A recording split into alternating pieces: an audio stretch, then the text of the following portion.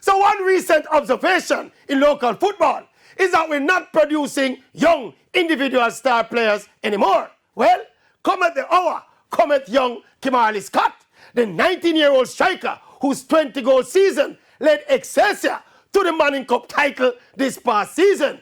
And young Scott was not satisfied.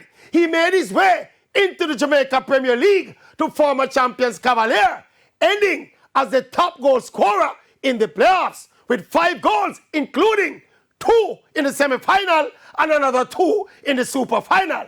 In addition to his general football IQ, his instinct for goal, his work rate offensively and defensively. It might sound kind of cliche, but Kimarly Scott looks like one for the future.